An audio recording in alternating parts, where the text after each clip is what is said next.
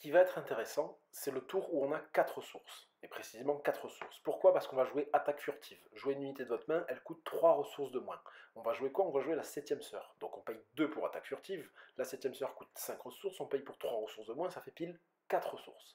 Ok, vous me suivez jusque là. Donc on met la 7ème sœur en jeu qui est redressée. On va attaquer la base, 3 dégâts sur la base, et qu'est-ce qu'elle nous dit la 7ème sœur? Si on a infligé des dégâts à la base, on peut mettre 3 dégâts à une unité terrestre. Hop, on va contrôler en face des unités.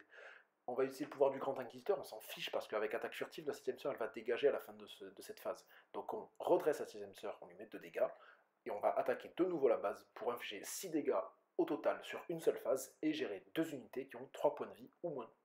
Bonjour à tous et bienvenue sur cette nouvelle vidéo des Brothers, je suis Florent.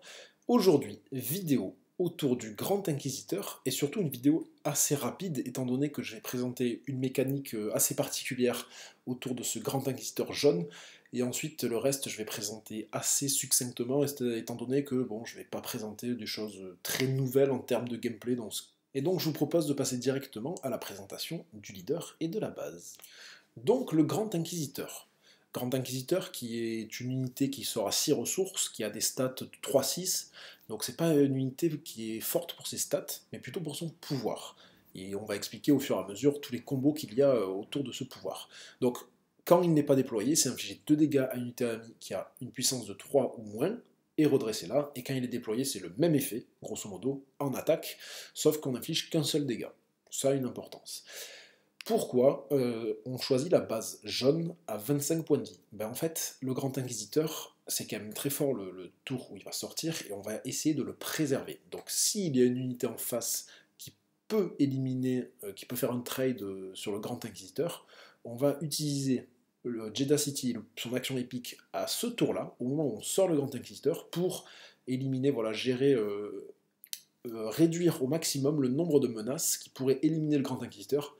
Après, s'il est éliminé par le biais d'un événement ou autre, ça, vous ne pouvez pas l'anticiper, mais tout ce qui est gérable dans le board, on va se donner un maximum de chances de le préserver, ce Grand Inquisiteur. Et on va tout de suite sur les cartes en fait, qui composent la mécanique principale de ce deck. Donc on voit 10 unités et 3 exemplaires de attaque furtive, donc voilà, c'est 13 cartes, c'est vraiment les cartes qui composent vraiment la mécanique principale. On l'a vu en intro avec la 6ème sœur, je ne vais pas réexpliquer, en plus ça va permettre d'illustrer plus facilement mes propos, mais le Raider impitoyable, c'est extrêmement fort pour une ressource de moins, donc on peut le faire le tour, on a 5 ressources, on ne déploie même pas le Grand Inquisiteur. Pourquoi? À chaque fois attaque furtive, on paye 2 et on joue une unité pour 3 de moins, donc voilà. Donc Raider impitoyable, on peut le sortir avec 5 ressources. On bénéficie de l'effet une fois joué qui est d'infliger 2 dégâts à la base ennemie et à une unité ennemie, qui peut être terrestre ou spatiale. Vu qu'il est redressé, on met 4 dégâts à la base, et à la fin de cette phase, il va être éliminé de toute façon, que ce soit par le biais de l'adversaire qui le gère, ou de toute façon, c'est attaque furtive qui le veut qu'il soit éliminé. Et donc vous re-infligez à nouveau 2 dégâts à la base, et 2 dégâts à une unité adverse. C'est vraiment... ça permet de gérer les unités, de faire de gros dégâts à la base, parce que 4 dégâts sur la base, plus 2 fois 2 dégâts avec l'effet, vous êtes sûr de mettre 8 dégâts à la base. Extrêmement puissant. Et voilà, c'est une grosse unité qui a 6 points de vie, voilà, qui peut même survivre à des événements comme ouvrir le feu, qui résiste, s'il n'a pas subi de dégâts, à mettre au tapis. C'est plutôt fort. Et puis quand bien même Raider impitoyable serait géré par un événement, dites-vous que l'adversaire a géré une unité qui, de toute façon, allait être éliminée à la fin de cette phase. Donc il y a très peu de chances que l'adversaire gère votre Raider impitoyable. Boba Fett. Là où c'est intéressant avec Boba Fett et avec l'attaque furtive, c'est qu'on peut le sortir vraiment pour très peu de ressources, c'est-à-dire 2. Et donc, vous attendez que l'adversaire ait joué une unité, du coup, pas à cette phase, qu'il y ait une unité qui a été posée, qu'il ait attaqué avec. Et avec Boba Fett, vous allez pouvoir bénéficier de son effet en attaque et prendre l'adversaire vraiment.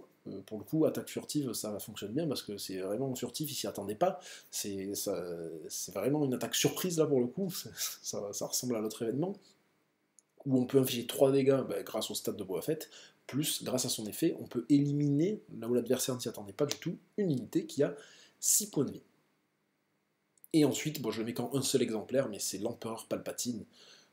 C'est l'effet une fois joué qui est ultra fort, donc répartir 6 dégâts comme vous le voulez. Vu qu'il va arriver redressé grâce à l'attaque furtive, ben on va bénéficier de son attaque à 6. Et étant donné qu'il a débordement, on peut aussi, on va pas s'embêter, on va gérer une unité et directement tous les dégâts qui iront dessus vont aller sur la base, donc on perd pas du tout l'effet d'attaque. Et ça, c'est plutôt rentable, on va dire. Ensuite, un événement qu'on aime bien, Astéroïde Sanctuaire, qui est astuce, tout comme attaque furtive d'ailleurs, qui permet de donner un jeton bouclier pour permettre de faire le pouvoir du Grand Inquisiteur. Ça, c'est pas à négliger pour le coup. C'est pas l'événement le plus fort, étant donné qu'on gère l'unité que pour une phase, puisqu'elle est inclinée. Mais combiné avec l'effet du Grand Inquisiteur ou de la base, si on veut incliner l'unité, puis gérer avec la base pour prendre le temps de faire des trades, c'est possible. Surtout, voilà, c'est le bouclier qu'on va chercher sur les petites unités. Le TIE Advanced, là où il va être très fort, c'est sur le Grand Inquisiteur pour augmenter ses stats. Ou des unités impériales, étant donné qu'on a bon nombre d'unités impériales dans ce deck. Vous allez le voir, sauf le Boba Fett et le Jabba, qu'on verra juste après. Donc le défendeur de la 7ème flotte, ce qui est intéressant, c'est qu'il est protégé, donc on peut faire l'effet du Grand Inquisiteur et le redresser une fois pour attaquer avec 3 dégâts. L'amiral Moti, c'est un seul exemplaire pour pouvoir faire des combos et redresser une unité qui est infamie. Peut-être qu'on aurait utilisé justement avec attaque furtive pour pouvoir faire 2 fois un combo. Voilà, il y a de quoi faire. Ça ouvre un champ des possibles assez important. Bon, après, je le mets qu'en un seul exemplaire parce que c'est pas non plus un deck Palpatine, on va pas le rentabiliser tout le temps. Il faut que son élimination arrive au bon moment. Donc Jabba le Hutt, je le mets en un seul exemplaire et vous le verrez, je le propose en 2 exemplaires dans le side. C'est pour avoir plus de chances de piocher ces cartes astuces qui, comme je vous le présente, ont une grande importance dans ce deck. Donc que ce soit Astéroïde Sanctuaire ou Attaque Furtive, c'est vraiment des pièces maîtresses. Donc on va augmenter les chances de les piocher. Et puis l'unité, 8 points de vie, on peut faire le pouvoir du Grand Inquisiteur dessus à foison. Il a 2 dans l'attaque, donc il est éligible à être utilisé. Ça peut permettre de faire des trades, tout simplement. On va l'attaquer, on va gérer les unités adverses. C'est pas avec un Jabba le Hutt que vous allez détruire la base adverse, hein. Ça, je vous rassure. Et ensuite, il y a quand même bon nombre de cartes, donc qu'on compte au nombre de 11, même 12 avec le Palpatine qu'on a présenté avant, qui tourne autour de force. Alors, le 5e frère, tout simplement, si on met pas le 5e frère avec le Grand Inquisiteur, on n'a rien compris, étant donné que là où des unités qui vont avoir des trop grosses stats en attaque vont être bloquées parce qu'on va pas pouvoir les redresser avec le Grand Inquisiteur, lui, il bénéficie de Raid 1, donc en fait c'est que ses valeurs sont augmentées que seulement en attaque, donc clairement il est éligible à pouvoir être boosté avec le Grand Inquisiteur. Le 5e frère, c'est très puissant, surtout son effet en attaque. Et du coup, bien qu'on ait un leader force, voilà, ça fait une unité en plus, on va bénéficier de 2 événements qui ont des effets si on a une unité force. Je pense à étranglement de force, voilà, on peut gérer des unités pour pas cher, 2 ressources ou une si on a le Grand Inquisiteur ou des unités force déployées, comme la 7ème sœur aussi que j'ai oublié de mentionner, évidemment. Sinon, éclair de force. Alors, éclair de force, je pense qu'il y a des gens qui n'ont pas mesuré la puissance de cette carte, étant donné qu'on va vraiment faire perdre toutes les capacités d'une unité pour cette phase. Je pense, moi, à des decks qui reposent sur, par exemple, un Sabine, avec, hop, elle va poser un K2 SO, et dans sa tête, c'est, je suis sûr que si on l'élimine, je vais infliger 3 dégâts à la base. Hop, éclair de force, il perd sa capacité, vous pouvez gérer son K2 SO sur cette phase, et puis il n'infligera pas 3 dégâts à la base, puisque son effet ne marche pas. Donc, vraiment, on va briser tout ce que l'adversaire a anticipé de son côté, qu'il a considéré comme acquis, comme sûr dans sa stratégie. Hop, on va le briser. Et ça, pour le coup, ça permet vraiment de contrer des stratégies.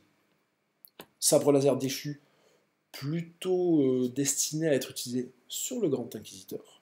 Voilà. Après, on peut le mettre sur un Palpatine si jamais ça sort. Mais voilà, le Grand Inquisiteur, il va être géré par moins de cartes, comme tout ce qui est non-leader, etc. Donc, on va préférer le mettre sur lui. Sinon, après, on peut très bien mettre sur la 7ème sœur ou 5ème frère, si c'est la fin de la partie et que c'est des situations très serrées, voilà. Mais voilà, ça nécessite d'avoir une unité force pour bénéficier de son effet. Le Général Virse, ça peut être très intéressant, même si je ne l'ai pas mis au tout début, de l'utiliser avec attaque furtive, étant donné qu'il va booster toutes les autres unités impériales, On a dit qu'on avait quasiment que de l'impérial, mais si on l'utilise avec attaque furtive, ben on peut aller attaquer la base pour infliger 3 dégâts, ou alors on peut trade une unité. En plus, il est éligible à recevoir le dégât du Grand Inquisiteur, donc on va pouvoir le redresser, attaquer une deuxième fois. Et surtout, l'adversaire, il y a peu de chances qu'ils se disent je vais aller gérer un Général Wirth qui est voué à être éliminé à la fin de cette phase par le biais d'attaque furtive. Donc moi je le mets volontiers, je pense que ça s'y prête totalement à cet événement attaque furtive. Donc voilà, 2 exemplaires de Général Wirth.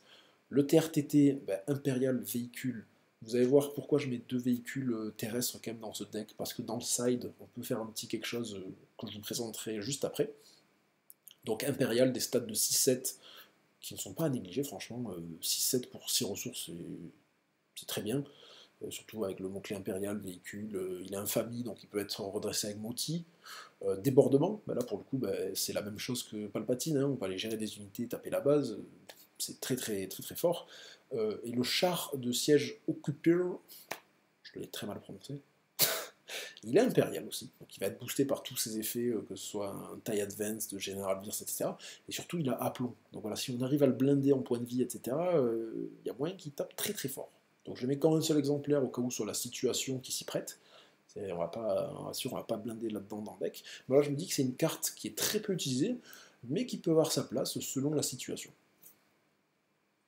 Et ensuite, les petites unités à bas coût en ressources. Donc agent du BSI, vous remarquerez que toutes ces unités, 3 points de vie, 3 points de vie, 3 points de vie. Pourquoi? Eh bien, on va pouvoir utiliser le pouvoir du Grand Inquisiteur pour les redresser. Et donc l'agent du BSI, là où c'est bien, c'est qu'on va ping le petit dégât si on révèle un événement pour pouvoir enlever des boucliers ou tout simplement infliger un dégât, que ce soit pour éliminer une unité qui a qu'un seul point de vie ou pour infliger un dégât. Amiral aux ailes, ça peut être bien pour mettre la pression en jouant des unités quand on est le premier joueur sur la première action. Puis infliger les 2 dégâts si on utilise le pouvoir du Grand Inquisiteur pour, encore une fois, taper tout simplement. Et le Snowtrooper de la première légion, ben voilà, pour faire des trades, comme vous le savez, plus 2 en attaque si l'unité en face est endommagée avec débordement, ben, pour un très bas coût en ressources, il y a moyen de faire des trades très, très rentables. Un sabre laser de Vador, lui aussi destiné à être joué sur le Grand Inquisiteur majoritairement, mais on peut jouer sur toute autre unité non véhicule. Bah, si on a un Snowtrooper de la première légion et que ça, on peut débloquer une situation mettant un sabre laser de Vador, on met. Voilà, on met, ça peut être très très fort. Et ensuite, dans le side, il y a ces 2 cartes-là que je n'ai pas présentées dans le deck. C'est-à-dire que les autres cartes qui font partie du side sont des cartes que j'ai déjà présentées dans le deck, mais que je vais mettre en un plus grand nombre d'exemplaires. Donc le compartiment de contrebande, ça peut être très intéressant sur tous les véhicules. Donc il y en a dans l'arène spatiale, il y en a aussi dans l'arène terrestre. C'est là aussi que je mets un point très important.